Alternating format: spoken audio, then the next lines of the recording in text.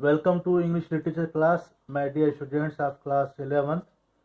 Now I am going to start the chapter Quality by John Galsworthy.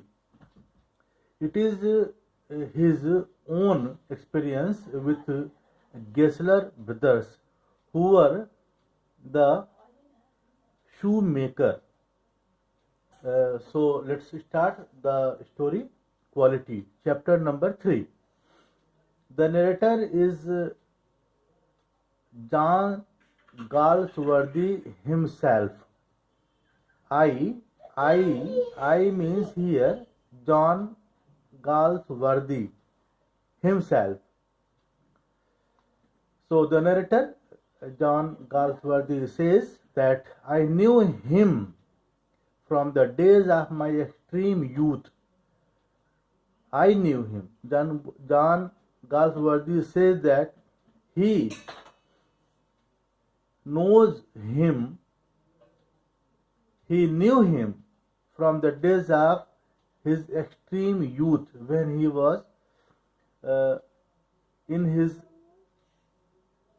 extreme youth age, because he made my father's boot. He made my father's boot. Inhabiting, living with his elder brother. He used to make my father's boots, living with his elder brother. Two little shops let into one. They were two brothers. Gessler brothers were two brothers living in two little shops, living with his elder brother.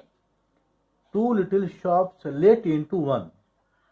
Two little shops were made into one. Combined shops made into one in a small by street, now no more, but then most fashionably placed in the West End, London. The shops were in West End, London. That tenement had a certain quiet distinction. That apartment in which the shops were situated, the tenement had a certain quiet distinction, unique features. The shop, the apartment, the shops had a certain quite unique feature. There was no sign upon its face that he made for any of the royal family. The shoes that they used to make were not for unique persons, they were for common persons. Here he writes that he made for any of the royal family. That he made for any of royal family, not only for royal family, but also for common family. Merely his own German name, Gessler brothers. Merely his own German name, Gessler brothers, and in the window there was a signboard put on outside of the shop, Gessler brothers, and in the window a few pair of boots. For advertisement in the showcase, they put in the window a few pair of boots. I remember, the narrator says here, I remember that it always troubled me to account for those unwearing boots in the window. They put in the window unwearing boots, in different types of boots, for he made only what was ordered. They never sell any the shoes without order. They always took the order for the shoes what they made, reaching nothing down, and it seemed to so unconceivable, unthinkable, that what he made could ever have failed to fit. Whatever, when they made the shoes, which was given order, they were unthinkable. They were never failed to fit. accurate size, accurate quality they had. Had he bought them to put there? Had he bought them to put there? He thinks that. The narrator says that had he bought the shoes that he shown in the showcase, that too seemed unconceivable.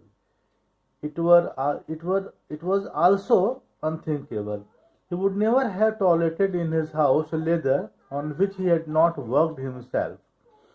They always purchased the leather and made the shoes.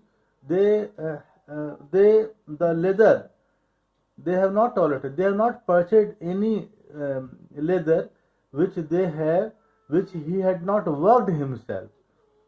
They always worked himself on the shoes. Besides, they were too beautiful. The pair of pumps, the pair of a type of shoes without a heel. Pumps means here. So inexpressibly slim, the patent leathers with cloth tops, making water come into one's mouth. If one sees the shoes, here the narrator says that water comes into one's mouth. The shoes, the tops, the leather, the quality and slim design, were all the things that after seeing the shoes, water comes into one's mouth. The tall brown riding boots with marvelous sooty glow, with marvelous covered with black powder, as if though new they had been worn 100 years. It seemed that they were new, but they were near about 100 years old. But as they have always used a good quality and good material to make the shoes, those pair could only have been made by one who saw before him the sole of boot. So truly were they prototypes, model, sample, incarnating means giving a definite human form, the very spirit of all footgear, sturdy footwear. They put when they used to make the shoes, the boots, they always put their soul in it, put their soul to make the footgear, to make the sturdy footwear. After that, in the next paragraph, you will see which type of man they were. They were means the Jesler brothers. In my next video, you will know about that. Thank you so much, students.